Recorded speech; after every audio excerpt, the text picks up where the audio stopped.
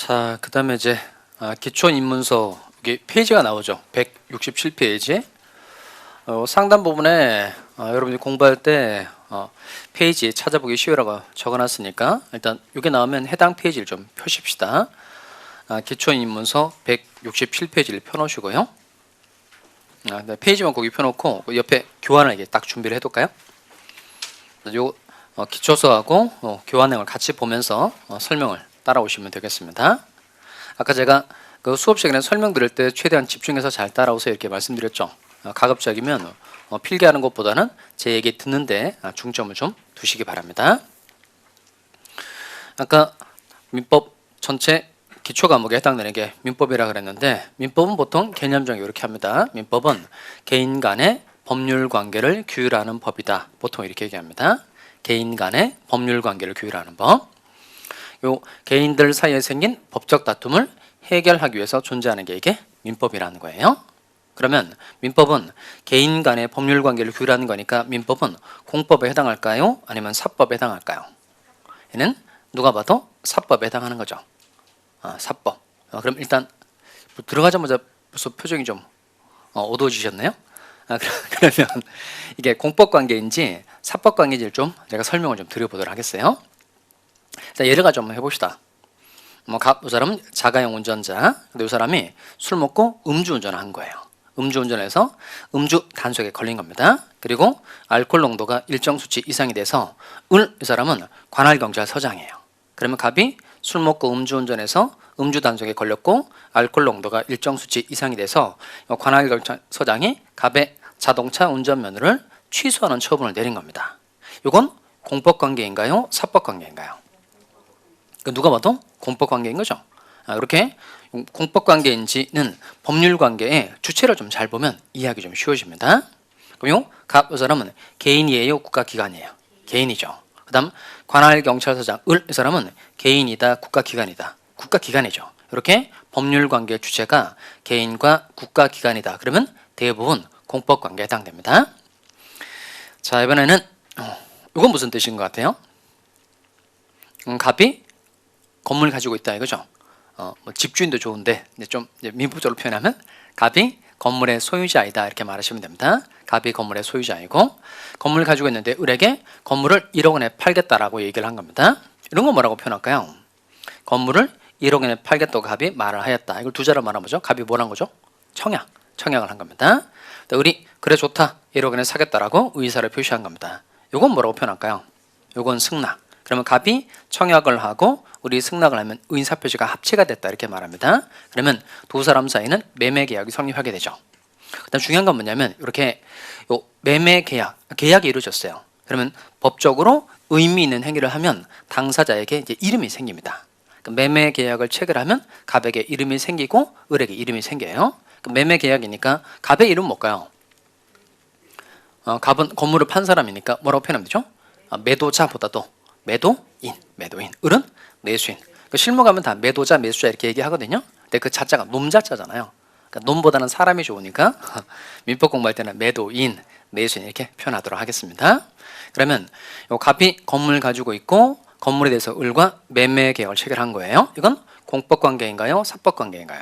그러니까 누가 봐도 사법 관계인 거죠. 그럼 잘 들여다보면 이 사람 개인이다, 국가기관이다, 개인이죠. 을도 개인이죠. 이렇게 법률관계 주체가 개인과 개인이다. 그러면 대부분 사법관계에 해당한다는 겁니다. 이렇게 법률관계 주체를 기본으로 하고 이익도 검토를 하고 성질도 검토해서 공법관계인지 사법관계인지를 구별합니다. 대신 이제 실무적으로 어떤 차이가 있냐면 어떤 법률관계가 공법관계에 해당돼요. 그러면 행정소송을 해야 될까요? 민사소송을 해야 될까요? 행정소송을 해야 돼요. 어떤 법률관계가 사법관계에 해당한다. 그러면 법적으로 다투고 싶으면 행정소송을 해야 된다. 민사소송을 해야 된다. 민사소송을 해야 된다는 겁니다. 자, 그러면 갑이라는 사람이 요 자동차 운전면허 취소 처분을 받았는데 이걸 다투고 싶은 거예요. 그럼 갑은 어떤 소송을 해야 되는 거죠? 행정소송을 해야 된다는 겁니다. 매매 계약을 체결했는데 우리 매매 대금 지급해 줘야 됨에도 불구하고 대금을 지급하지 않는 거예요. 그럼 갑은 을에게 대금 지급 청구 소송할 수 있죠. 이거 행정소송을 해야 돼요? 민사소송을 해야 돼요? 민사소송을 해야 된다는 겁니다. 다시 원래대로 돌아가서 민법은 개인 간의 법률 관계를 규율하는 법이니까 민법은 당연히 공법에 해당해요? 사법에 해당해요? 사법에 해당한다는 겁니다. 그러니까 어려운 내용 없죠. 근데 이게 처음 공부를 해보면 어제도 수업해 보니까 수업도 수업이지만 일단 앉아 있는 게 힘들죠. 그렇지 않아요? 앉아 있는 것 자체가 벌써 주무시는 분이 생겼는데 뭐 한 것도 없는데 벌써 주무시면 눈 크게 뜨시고 일단 학교 가려면 뭘 해야 될까요? 눈을 떼야 되죠. 학교 가려면 집중해서 조금 더 집중해서 잘 따라오세요. 자, 두 번째 민법은 개인 간의 법률 관계를 규율하는 법인데 요 법률 관계는 좀 필기를 좀 해볼까요? 그 교환해 보시면 교환에다가 그 옆에 쓸만한 공간이 좀 되죠. 옆에 쓸만한 공간이 되니까 그 옆에 부분에 이쪽 공간에 쓸만한 공간 많죠. 여기다가 법률 관계 땡땡 하시고 법률 관계 땡땡 불러드린 내용을 한번 써보시기 바랍니다. 법률 관계 땡땡 하시고 법에 의해 규율되는 생활 관계 이렇게 써봅니다.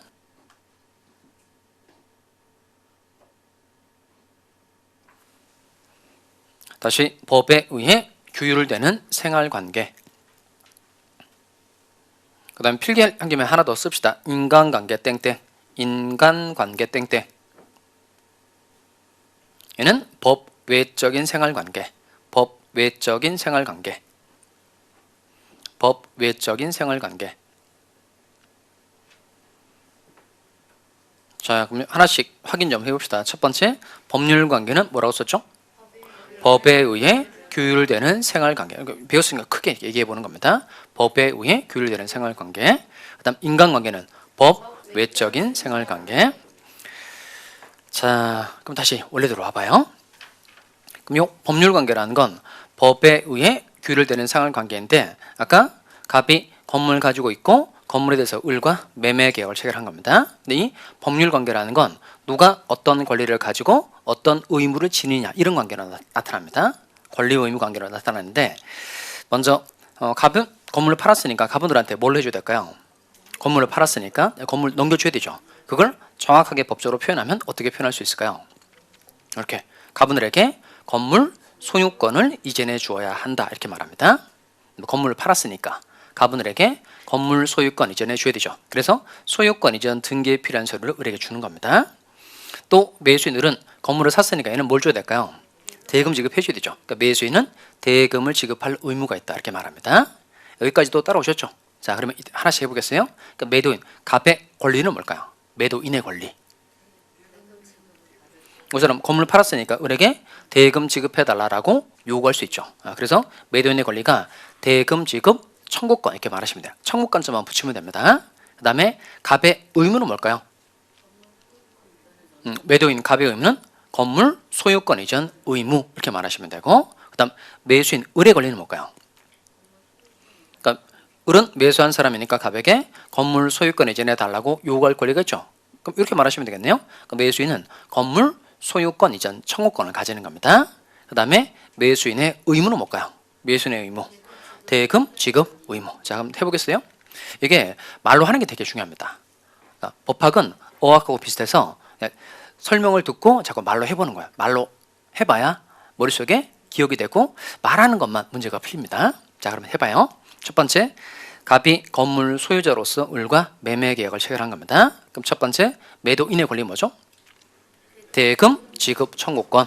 그 다음 매도인의 의무 건물 소유권 이전 의무 매수인의 권리 건물 소유권 이전 청구권 매수인의 의무 대금 지급 의무. 이렇게 민법은 요 법률 관계를 규율하는 법인데 법률 관계는 누가 어떤 권리를 가지고 어떤 의무를 지니냐 이런 관계로 나타난다는 겁니다.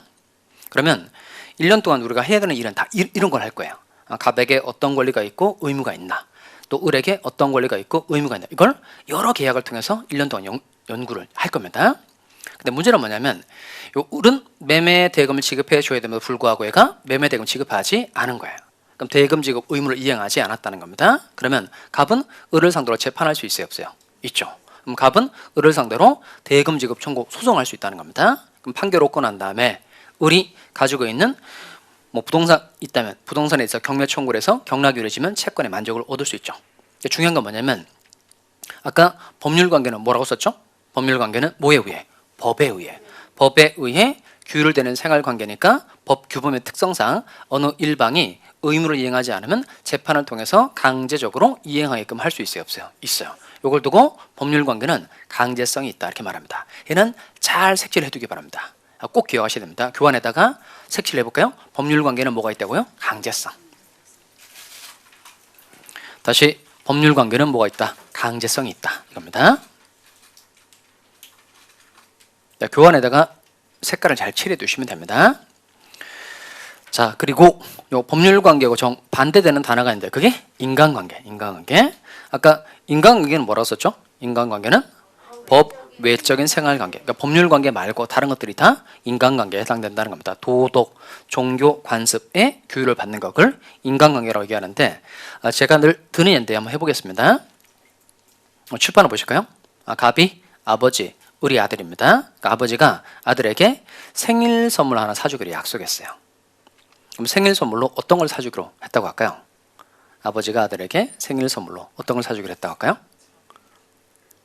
본인이 뭐 가지고 싶은 거 있으면 말씀하세요. 제가 사드릴게요. 자동차? 네, 좋았어요. 자동차. 네, 얼마짜리 사주기로 했다고 할까요? 3천? 아니, 진짜 자동차 얘기하는 거예요? 그러니까 애한테 해마다 자동차. 일단 얘기를 하셨으니까 제가 쓰긴 하겠어요. 3천만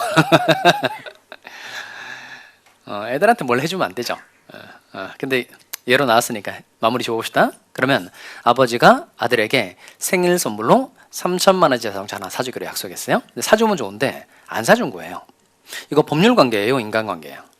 이거 인간관계죠. 이게 법률관계라면 오히려 이상하겠죠. 그럼 아버지가 생일 선물로 안 사줬을 때 이게 법률관계라면 아들이 아버지를 상대로 손해배상 청구 소송할 수 있다는 뜻이잖아요. 그러면 아버지를 상대로 3천만 원짜리 손해배상 청구 소송을 해서 판결을 얻고 난 다음에 아버지가 가지고 있는 아파트를 경매 청구를 해서 경락이 이루어지면 3천만 원 가지고 갈 수 있다는 뜻이니까 이건 누가 봐도 법의 규율을 받도록 하는 게 부적당하다는 겁니다. 그래서 결국 인간관계에 기한 약속을 어기더라도 이건 재판을 통해서 강제적으로 이행하게끔 할 수 있어요, 없어요? 없죠. 이걸 딱 한마디로 정리하면 인간관계는 법 외적인 생활관계를 말하는 거니까 인간관계는 뭐가 없다? 강제성이 없다 이렇게 표현합니다.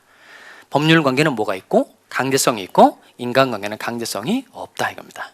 여기까지도 쉽죠? 에듀윌 유료 회원만의 남다른 서비스.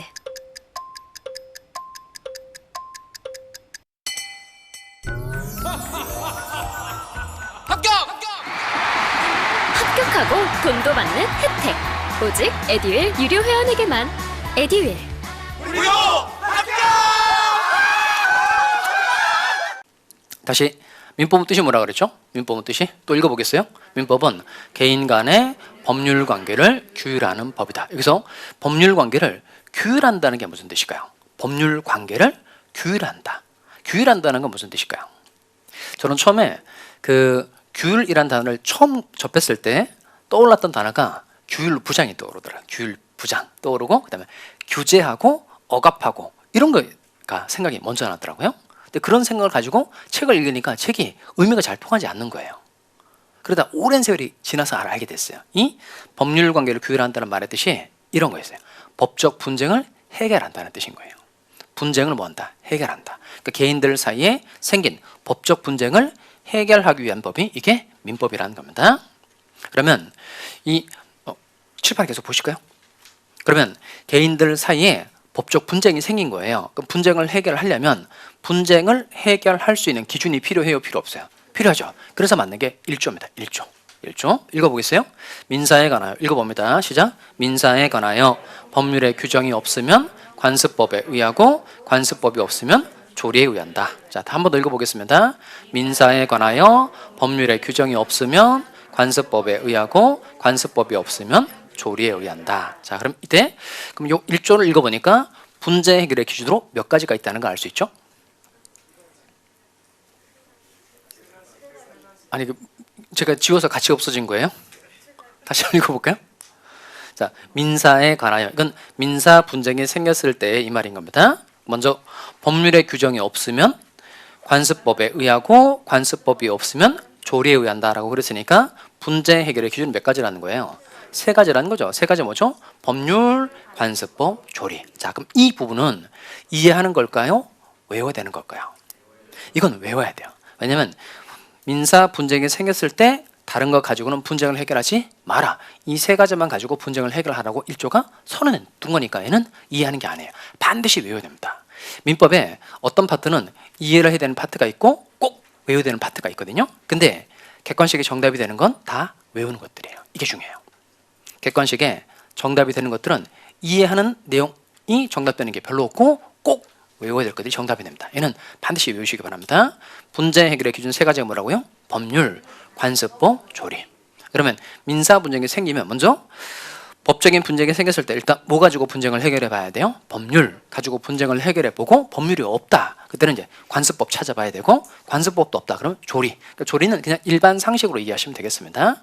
일반 상식에 따라서 분쟁을 해결해 줘야 된다는 겁니다.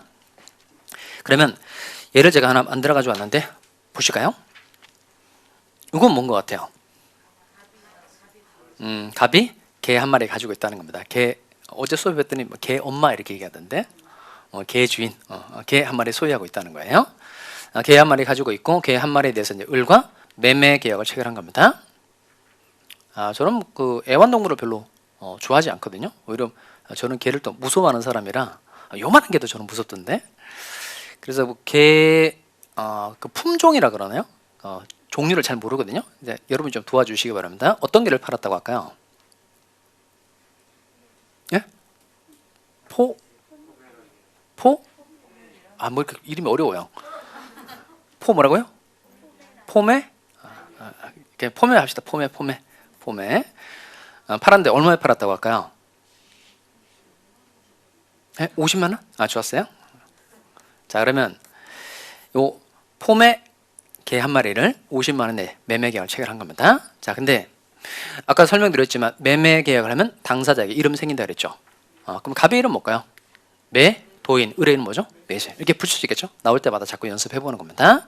그러면 갑하고 을이 요 1월 1일에 매매 계약을 체결하고 3월 1일에 걔를 인도를 해주기로 정한 겁니다. 요건 일반적으로 이제 자주 쓰는 표현이니까 그 교환에다가 필기를 좀 해둘까요? 1월 1일 밑에다가 이건 계약 체결시라고 씁시다. 1월 1일 밑에다가 계약 체결시.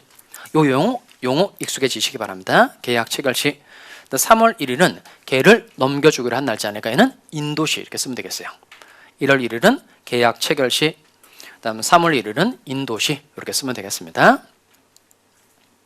자, 그러면 다시 원래대로 와서 그럼 계약을 체결한 날짜는 며칠이죠? 1월 1일. 3월 1일에 걔를 넘겨주기로 했다는 겁니다. 자, 근데 2월 1일에 이 개가 새끼를 낳은 거예요. 자, 보시죠. 개가 새끼를 낳았어요. 언제 개가 새끼를 낳은 거죠? 2월 1일. 그러면 중요한 건 뭐냐면 매매 계약은 체결했는데 아직 개를 인도해 주기 전에 개가 새끼를 낳았다는 겁니다. 그럼 이 새끼와 같은 건 법적으로 표현할 때 뭐라고 표현할까요? 어제더니 뭐 개새끼 이렇게 얘기하던데 그렇게 표현하진 않고 이건 과실이라고 말합니다. 과실. 그럼 이 개는 뭐라고 그럴까요? 과실을 생기게 한 원래의 물건이라고 되는 원물이라고 말합니다. 원물 과실. 이게 세트가 되는 단어입니다. 그러면 사과나무에 사과가 달려져 있는 거예요. 그럼 사과나무는 뭐가 되는 거죠? 걔는 원물. 사과는 뭐가 될까요? 과실. 그럼 젖소에서 우유를 짜냈어요. 그럼 젖소는 뭐가 되는 거죠? 원물. 거기서 짜낸 우유는 과실. 이게 표현한다는 겁니다. 자, 그러면 중요한 건 뭐냐면 이 개가 새끼를 낳은 날짜가 며칠이죠? 2월 1일이죠. 자, 그럼 2월 1일에 개가 새끼를 낳았다는 겁니다. 그럼 이 새끼의 소유권은 갑에게 있을까요? 아니면 을에게 있을까요?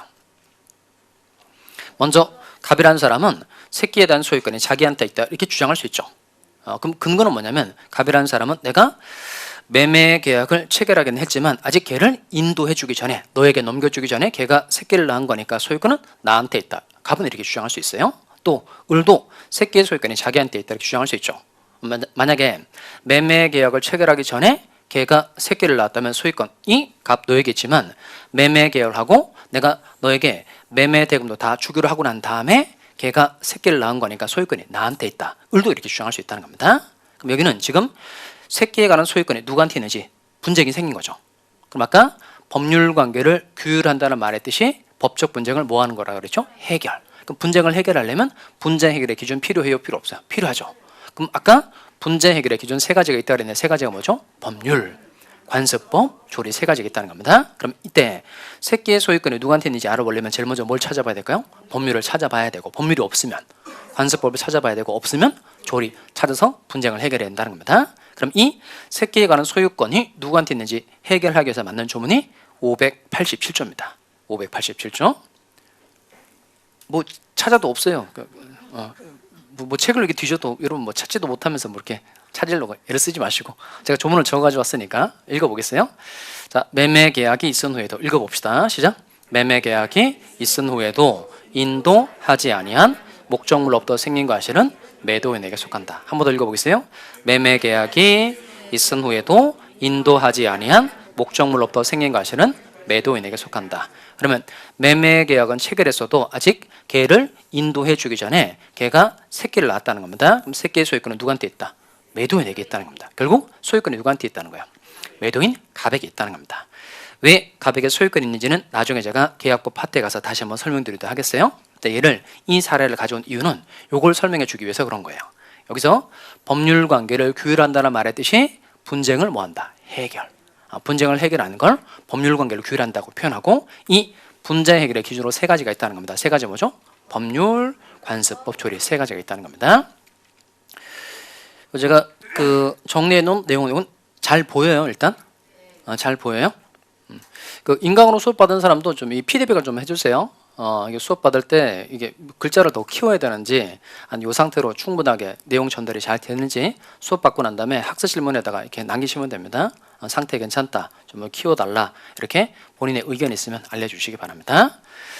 자, 그럼 다시 정리를 해봅시다. 민법은 뜻이 뭐라고요? 개인 간의 법률 관계를 규율하는 법. 자, 그럼 첫 번째 민법은 공법에 해당해요? 사법에 해당해요? 사법에 해당하고 요 민법은 법률 관계를 규율하는 법인데 법률 관계는 중요한 특징이 있다 그랬죠? 아까 법률 관계는 뭐가 있다? 세자, 강제성이 있다. 그리고 법률 관계를 규율한다는 말의 뜻이 법적 분쟁을 해결하는 거고 분쟁 해결의 기준 세 가지가 뭐가 있다고요?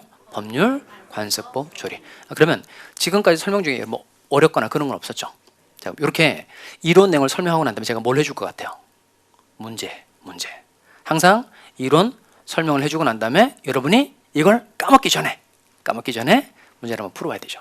또 문제 푸는 게 또 재밌단 말이에요. 근데 이렇게 올해 제가 수업을 하면서 이제 이론 수업해주고 문제 풀고 이론 수업해주고 문제 풀고 이렇게 보니까 사람들이 자신감이 많이 붙어가는 거예요. 그리고 문제를 풀어야만 이 배운 내용이 어떻게 문제로 나오는지 문제 적응력이 키워진다는 거예요. 이걸 늦게 하면 안 되겠더라고요. 그냥 공부 시작할 때부터 계속 습관 들여서 문제 풀고 이론 설명 듣고 문제 풀고 이론 설명 듣고 문제 풀고 이렇게 하는 게 좋겠다. 그래서 계속 33회 때 이렇게 진행해 봤단 말이에요. 합격자가 2배가 늘었어요. 자, 풀어보겠습니다.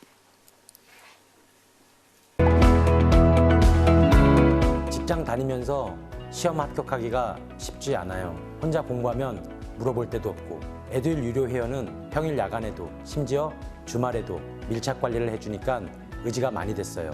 에듀윌은 합격의 지름길입니다.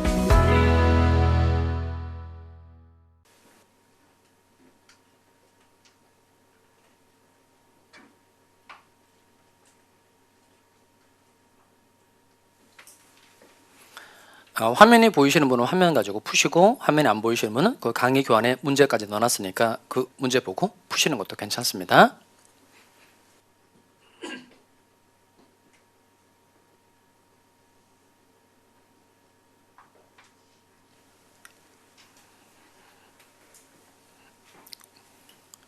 자, 푸셨어요? 얘는 쉬워요? 어려워요? 완전 쉽죠? 근데 잘 한번 생각해 보세요. 이걸 지금 제가 쭉 설명을 해주고 이 문제를 풀었으니까 답이 딱 보이고 쉽잖아요. 여러분 외우고 있으니까. 근데 아무 설명을 듣지 않고 이 문제를 처음 접했더라면 얘도 어려운 문제가 되겠죠. 그러니까 설명을 집중해서 잘 듣고 외우라는 것만 딱 외우면 문제가 풀린다. 이 생각을 꼭 하세요. 집중해서 설명 듣고 외우라고 하는 거 외우면 문제가 풀린다. 이걸 1년 동안 하면 여러분은 동차를 합격한다. 그 생각을 오늘 꼭 하시기 바랍니다. 자, 민법과 법률 관계에 관한 설명으로 틀린 것은, 자, 일단 옳은 거 고르는 거예요? 틀린 거 고르는 거예요? 틀린 거. 어제 제가 학습 질문 중에 합격했다는 얘기가 많은데 또 안 된 사람들의 글도 가끔 있어요. 근데 그 내용 중에 뭐가 있었냐면 이분은 그 옳은 거 고르는 건데 다 풀고 틀린 걸 답으로 찍고 틀린 거 고르라는 건데 옳은 걸 박스 문제로 한 거예요. 근데 이게 과목별로 2개씩이나 있었던 거예요. 과목별로 다. 근데 좀 점수가 그래서 1차는 지금 1개가 모자라고 2차는 2개가 모자라다는 거예요. 그게 안 했으면 다 합격해서 끝났을 텐데. 그러니까 그런 실수를 하는 게 이분이 좀 적었던 게 뭐냐면 모의고사 본 횟수가 좀 적었어요. 모의고사 끝부분에 모의고사를 몇 번 밖에 보지 않아서 충분한 연습을 하지 못하고 가서 그렇게 낭패를 보게 된 거죠. 그래서 일단 문제에서 가장 기본이 되는 건 옳은 것은 틀린 것은 이걸 일단 먼저 잘 체크를 하는 겁니다. 그리고 또 하나는 또 문제를 풀었으니까 제가 설명드릴 건 뭐냐면 이게 답보다도 5가지 지문을 다 아는 게 되게 중요하거든요. 그러니까 그 지문을 이제 문제를 접할 때 지문을 읽어보고 지문 끝에다가 맞다고 생각되면 O, 틀렸다고 생각되면 X, 모르면 물음표. 이 연습을 꼭 하시기 바랍니다. 이게 기본입니다. 맞으면 O, 틀리면 X, 모르면 물음표. 이걸 해놔야 복습할 때 여러분이 뭘 제대로 잘 모르는지 분간할 수 있게 돼요. 그러니까 문제를 풀 때 끄트머리에다 이렇게 잘 표시를 한번 해보는 겁니다. 같이 해보겠어요. 1번 민법은 개인 간의 법률 관계를 규율하는 법이다. OX. 왜 맞죠? 두 번째 민법은 사법에 해당한다. OX. O. 3번 법률 관계에 기한 약속을 이행하지 않는 경우. 벌써 법률 관계 보고 얘는 뭐가 있다. 강제성이 있다는 게 떠올라야 되죠. 그래서 법률 관계에 기한 약속을 이행하지 않는 경우 상대방은 채무 불이행을 이유로 손해배상을 청구할 수 있다. OX. O. 맞죠? 4번 민사에 관하여 법률의 규정이 없으면 관습법에 의하고 관습법이 없으면 판례에 의한다. OX. X. 판례에 의하는 게 아니고 뭐에 의하는 거죠? 조리에 의하는 거죠. 조리. 그러면 아까 분제 해결의 기준 3가지는 이해하는 거예요? 외우는 거예요? 외우는 거죠. 법률, 관습법, 조리. 판례에 의한다라고 되는 부분이 틀린 거죠. 얘가 답이 4번 되는 거죠. 근데 어떤 생각이 드냐면 교수님 아까 처음에 민법 40문제 중에서 33문제가 판례 문제라면서요. 그러니까 판례 문제라는 게 다음 중 옳은 것은 틀린 것은 하면서 끝에 다툼이 있으면 뭐에 따라? 판례에 따라. 다툼이 있으면 판례에 따라. 그러니까 판례에 따라서 답을 골라라 라는 거니까 이거 언뜻 보면 판례가 정답을 고르는 거니까 판례가 분쟁을 해결하는 기준인 것처럼 보이잖아요. 근데 그렇지는 않아요. 그러면 판례라는 건 당해 사건에 관해서 대법관들이 의견 발표해 준 거, 당해 사건에 관해서 결론을 내준 게 이게 판례죠. 근데 이 대법관들이 자기 마음대로 판결하지 않죠. 그러니까 대법관들도 법률을 보고 판례를 내고, 그다음 법률이 없으면 관습법을 가지고 결론 내리고, 그다음 관습법도 조리 가지고 결론을 내린 거니까 판례가 근거로 삼았던 법률, 판례가 근거로 삼았던 관습법, 판례가 근거로 삼았던 조리가 분쟁 해결의 기준인 거지 판례는 직접적인 분쟁 해결의 기준이 되지 않는다라는 겁니다. 그러니까 이걸 확실하게 잘 외우고 있어야 됩니다. 분쟁 해결의 기준 3가지가 뭐라고요? 법률, 관습법, 조리. 그다음 5번쯤에 갑시다. 아버지가 아들에게 생일 선물을 사주기로 약속한 것. 이건 법률 관계가 아니다. 맞죠? 법률 관계 아니고 뭐가 되는 거죠? 인간관계. 자, 이렇게 이론 확인 문제가 중간중간에 들어가 있으니까 설명 집중해서 듣고 외우라는 것만 외우면 문제가 풀린다 이겁니다. 쉽죠? 이게 학습의 기본이에요. 즉 충분히 설명 듣고 그 다음에 외우라는 거 외우면 풀린다. 근데 이제 제가 드리고 싶은 얘기는 뭐냐면 이게 지금 그 수업 받을 때는 이렇게 된단 말이에요. 수업 받을 때 해요. 근데 이제 수업이 끝났어요. 수업이 끝나면 어떻게 될까요? 일단 다 아는 것처럼 느끼죠. 다 아는 것처럼 느끼니까 복습을 게을리 한다고요. 근데 이게 오늘 배웠던 내용이 오래 갔냐? 그러지 않죠. 내일 수업 뭐죠? 그러니까 오늘 이제 민법 내용이 머릿속에 많이 들어와 있다가 내일 학교론 시간에 학교론이 들어오면 민법은 또 밀려나는 거죠. 그 다음 수업 뭐예요? 또 공법 선생님이 와서 또 이렇게 하면 민법칙이 또 땅바닥에 떨어져 있단 말이에요. 그러니까 3일 내로 복습하지 않으면 다 까먹는다고 보시면 돼요. 3일. 그러면 오늘 수업한 내용이 이제 목요일날 올라오잖아요. 그러면 그때 봐야죠. 그러니까 3일에 한 번씩은 봐줘야 돼요. 그렇게 해서 내용을 계속 반복하면서 가야 여러분께 돼요. 이걸 까먹지 마시기 바랍니다. 지금 이제 이건 여러분 충분히 설명 듣고 외우라는 거 외워서 문제가 풀렸잖아요. 근데 이게 끝이 아니고 반복해야 된다는 겁니다. 반복. 3일에 한 번씩은 반복. 이렇게 이것만 아시면 돼요. 그러니까 공부는 비결이 딴 게 없어요. 그냥 요 패턴을 잘 지키는 거예요. 그러니까 제가 이렇게 보고 난 다음에 여러분이 좀 이제 좀 느슨해지는 것 같다. 그럼 또 다른 데 팁을 드려서 다시 되돌아갈 수 있도록 만들어 드릴 테니까 제 얘기를 1년 동안 듣고 잘 따라오시면 돼요. 아셨죠?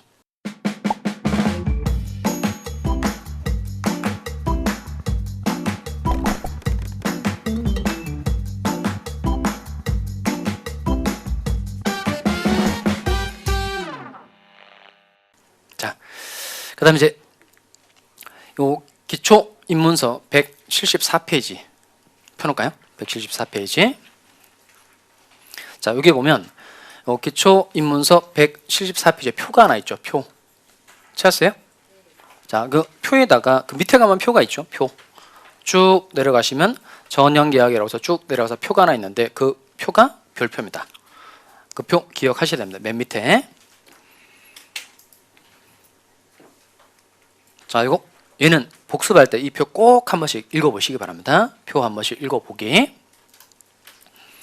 자, 예를 이제 한 이유가 있는데 아까 민법은 개인 간의 법률 관계를 규율하는 법이다라고 그랬고 법률 관계가 만들어지는 건 계약을 통해서 법률 관계가 만들어지는 경우가 제일 많아요. 단독 행위도 있고 합동이도 있고는 한데 얘가 많지 않고 계약을 통해서 법률 관계가 만들어지는 경우가 대단히 많다는 겁니다. 그래서 이 기초 과정에 계약에 관한 내용을 조금 설명을 드리도록 하겠습니다. 근데 칠판 이제 오시면 돼요. 이 계약에는 채권 계약도 있고 물권 계약도 있고 가족법상의 계약도 있고 그렇습니다. 계약의 공통점은 뭐냐면 다 두 개의 의인사표시가 서로 대립하는 경우라는 겁니다. 갑의 의인사표시와 을의 의인사표시가 서로 대립하면 다 계약이라고 그래요.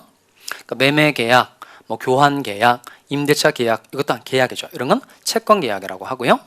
지상권 설정 계약, 전세권 설정 계약, 저당권 설정 계약과 같은 건 사용 가치 또는 교환 가치를 이전해 주기로 한 거라 얘는 물권 계약이라고 합니다. 나중에 다 배울 겁니다. 근데 혼인도 계약이죠.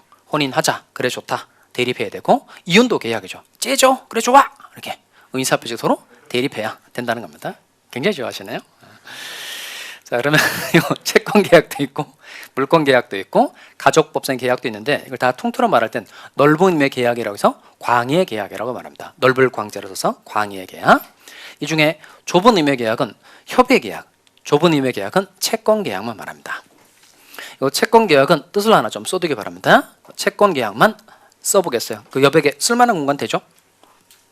자, 그 교환 옆에 공간을 활용해서 쓰기 바랍니다. 채권 계약 땡땡 하시고 법적인 의무를 부담하기로 하는 약속이 서로 대립하는 경우. 자, 다시 천천히 써보겠어요. 채권 계약 땡땡 법적인 의무를 부담하기로 하는 약속이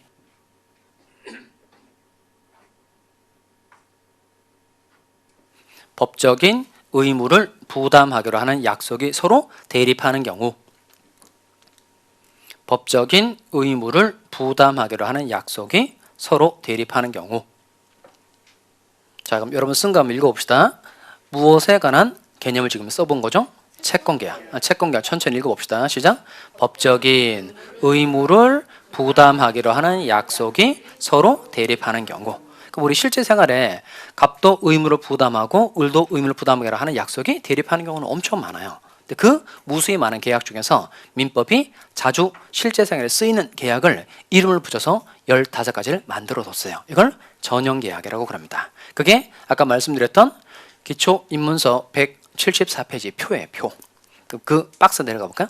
기초소 가서 표에 보시면 거기 계약 이름들이 쭉 나오죠. 증여, 매매, 교환, 소비대차 쭉 나오죠. 그걸 계약 이름을 읽으면서 손으로 꼽아보세요. 총 몇 개인지 한번 세봅니다. 증여, 매매, 교환, 소비대차, 사용대차, 임대차, 그다음 고용, 도급, 여행, 그리고 현상광고, 위임, 임치, 그리고 조합, 종신정기금, 화해. 총 몇 가지죠? 15가지. 이 가지수 아는 것도 되게 중요합니다. 그럼 다시 교환해 와서 이 전형계약 밑에다가 씁시다. 전형계약의 종류가 몇 가지라고요? 15가지. 전형계약의 종류 15가지. 자, 이 정도는 이해해야 될까요? 좀 외우는 게 좋을까요?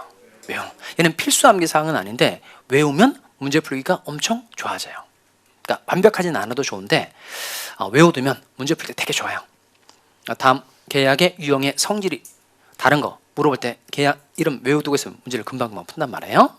자, 그걸 제가 일정한 기준에 따라서 좀 분류를 좀 해봤는데요. 첫 번째, 증여, 매매, 교환 옆에다 땡땡 하시고 교환에다 필기하시면 되겠습니다. 여기는 재산권의 이전이라고 쓸까요? 재산권의 이전.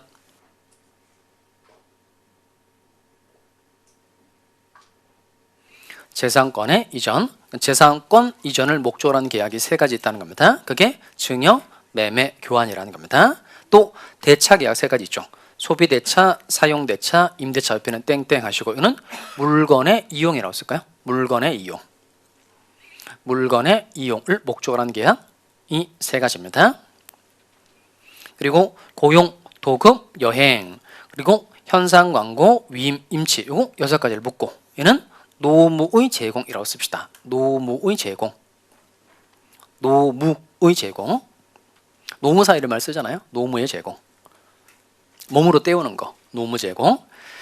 자, 그 다음에 조합, 종신정기금, 화해 땡땡 하시고 얘는 기타라고 써봅시다.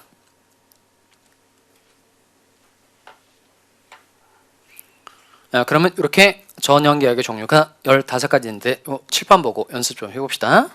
첫 번째, 재산권의 이전을 목적으로 한 계약이 세 가지가 있는데 세 가지 뭐가 있다고요? 증여, 매매, 교환. 그다음 또 물건의 이용을 목적으로 한 계약이 세 가지 있는데 세 가지 뭐죠? 소비대차, 사용대차, 임대차. 그리고 노무의 제공을 목적으로 한 게 세 개 있죠. 세 개. 앞에 있는 세 개 뭐죠? 고용, 도급, 여행. 뒤에 있는 세 개. 현상 광고, 위임, 임치. 그리고 기타 계약 세 가지가 조합, 종신정기금, 화해. 이렇게 총 몇 가지가 있다고요? 15가지. 자, 그러면 그 표를 보면서 하나씩 좀 해보겠습니다. 먼저 증여이죠. 증여. 증여는 그 표 안에 있는 증여의 뜻을 제가 박스로 만들어 놨는데 증여의 뜻 한번 읽어 보실까요?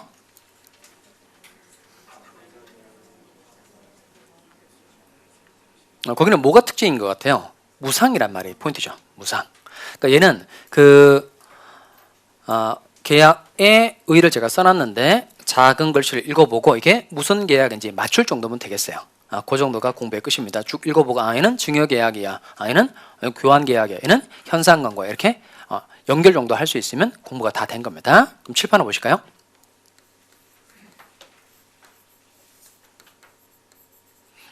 건물 가지고 있고 매매 대금 받고 이렇게 건물을 팔았어요. 그럼 이건 매매가 되는 거죠. 매매. 그러니까 대금 받고 건물 소유권 넘겨주게 되면 이건 뭐가 되는 거죠? 매매. 근데 요 증여는 대금 지급받지 않고 건물 소유권 공짜로 넘겨주는 겁니다. 이게 증여계약이라는 겁니다. 그럼 요 증여는 반대급부가 없으니까 얘는 유상이다, 무상이다. 무상. 공짜로 물건 주기로 약속하는 계약이 이게 무슨 계약? 증여계약. 매매 대금 받으면 뭐가 되는 거죠? 매매 대금 받으면 매매 계약이 되는 거고, 갑은 건물 가지고 있고 을은 토지 가지고 있는데 이 두 가지를 서로 맞바꾸기로 약속한 겁니다. 얘는 물건 맞바꾸게 되는 거니까 뭐가 될까요? 교환 계약이 되는 겁니다. 이렇게 재산권의 이전을 목적으로 하는 계약이 세 가지가 있는데 세 가지가 증여, 매매, 교환 이렇게 있다는 겁니다. 그 다음에 물건의 이용을 목적으로 한 계약이 세 가지가 있는데 첫 번째 소비대차 계약인데요. 소비대차는 그 교환에다가 조그맣게 한번 써봅시다. 동종, 동량, 그리고 동질 이렇게 써볼까요? 동종, 동량, 동질. 동종, 동량, 동질. 갑이 을에게 1,000원짜리 하나 빌려줬어요. 그럼 을은 갚을 때 갑으로부터 받았던 그 1,000원짜리 말고 다른 1,000원짜리나 100원짜리 10개, 10원짜리 100개로 갚아도 되죠. 그러니까 반환할 때 동종, 동량, 동질로 반환하면 되는 걸 소비대차 계약이라고 얘기합니다. 소비대차 계약의 가장 대표적인 게 돈 빌려주는 겁니다. 그걸 금전 소비대차 계약이라고 그래. 금전 소비대차 계약. 그러면 돈을 빌려준 사람 뭐라 그럴까요? 돈 빌려준 사람은 대주, 돈을 빌린 사람은 차주 이렇게 표현합니다. 대주, 차주 이렇게 표현합니다. 그 다음에 사용대차 계약은 쉬운데요. 갑이라는 사람이 건물을 차임받지 않고 한 달간 공짜로 건물 빌려주기로 약속하는 거, 이건 사용대차 계약이라고 말하고, 차임을 받으면 이건 임대차 계약으로 표현합니다. 이 반대급부가 있으면 임대차, 없으면 사용대차 계약이 되는 거예요. 여기도 마찬가지로 물건의 이용을 목적으로 한 계약이 세 가지가 있는데 세 가지 뭐라고요? 소비대차, 사용대차, 임대차 이렇게 있다는 겁니다. 그리고 노무의 제공을 목적으로 한 계약의 첫 번째가 고용인데 고용은 뭐 그 뭐 알바로 일하고 이런 거 생각하시면 되겠어요. 우리가 알고 있는 의미 그대로 고용계약이고요. 도급은 중요합니다. 도급은 의의를 좀 읽어보겠어요. 자, 거기 도급계약에 의의가 나오죠. 한번 읽어봅시다. 시작. 자, 그는 팍줄여 말하면 뭐냐면 일의 완성이 포인트입니다. 일의 완성. 그러니까 일의 완성에 목적이 있는 계약이 도급계약입니다. 그 대표적으로 건물 공사 부탁하는 거 생각하시면 되겠어요. 갑이라는 사람이 을에게 건물 공사해달라고 부탁을 한 겁니다. 그러면 건물 공사해달라고 부탁한 사람은 뭐라고 그럴까요? 그 사람은 도급인이라고 말하고요. 부탁을 받아서 건물 공사를 완성해야 되는 사람은 수급인이라고 말합니다. 그 이름 기억이 됩니다. 도급인, 수급인 이렇게 표현합니다. 도급인, 수급인. 그리고 여행은 말 그대로 뭐 여행계약, 여행계약. 여행계약은 최근에 만들어진 전형계약이고요. 여행은 옆에다가 뭘 쓰면 될까요? 여러분 시험 합격하고 난 다음에 가고 싶은 여행지를 하나 쓰시면 되겠어요. 거기다가 본인이 합격하고 난 다음에 꼭 가보고 싶은 장소 하나 쓰시면 되겠습니다. 그게 끝. 더 이상 할 거 없고. 자, 그 다음에 뒤에 세 가지가 현상광고, 위임인치인데 현상광고 중요합니다. 자, 현상광고 뜻 한번 읽어보겠어요. 현상광고 찾으셨죠? 읽어보겠습니다. 시작.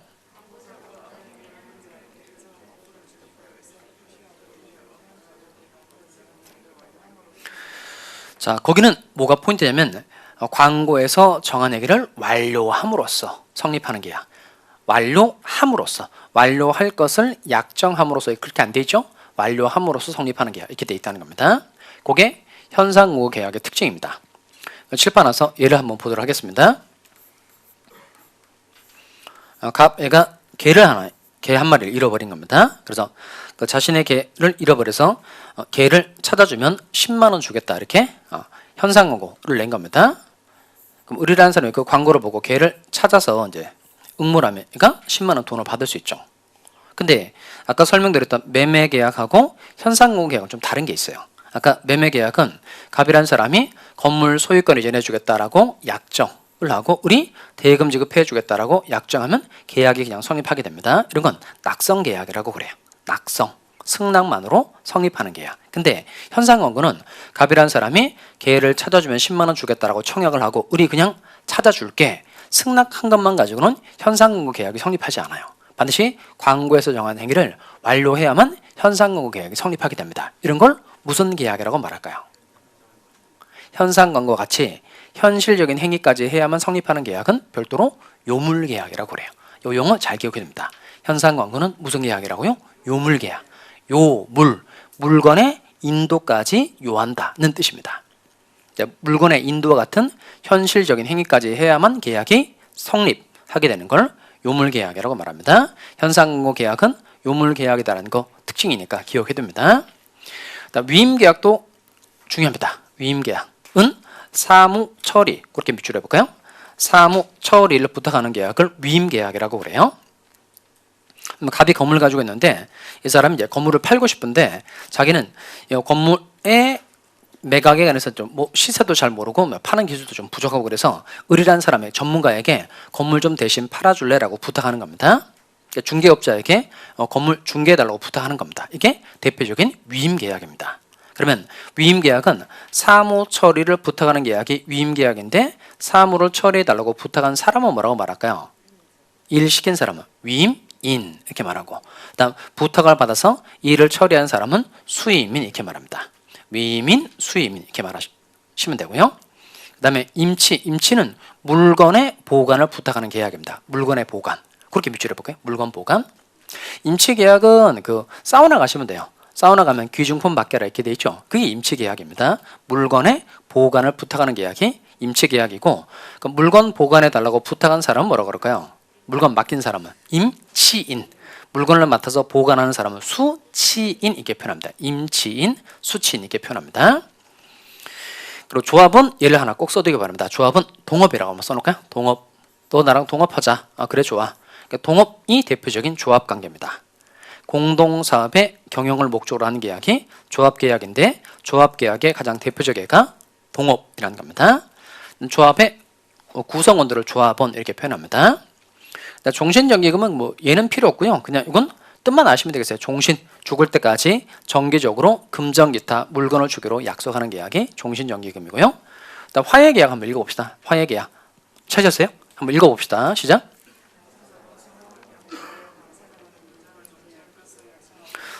자, 얘는 포인트가 뭐냐면 상호 양보, 양보란 단어가 포인트고요. 그 다음 분쟁을 뭔다? 해결. 상호 양보에서 분쟁을 해결하기로 하는 약속이 화해계약입니다. 그러니까 화해계약도 차고할 때 한번 언급이 되는데 내용은 뭐냐면 갑이라는 사람 을에게 1,000만 원의 돈을 빌려줬다 이렇게 주장을 하는 겁니다. 그런데 을은 나는 너한테 800만 원밖에 안 빌렸다 이렇게 주장하는 거예요. 그럼 갑은 자신의 채권이 1,000만 원이라고 주장하고 있고 을은 갑의 채권이 800만 원이라고 주장하고 있다는 겁니다. 이때는 그러면 서로 양보해서 100만 원씩 양보해서 900만 원 빌린 것으로 하자. 이게 화해계약이 되는 겁니다. 이렇게 상호 양보해서 분쟁을 해결하기로 하는 약속이 무슨 계약이다? 화해계약이라는 겁니다. 자, 그럼 다시 칠판 오실까요?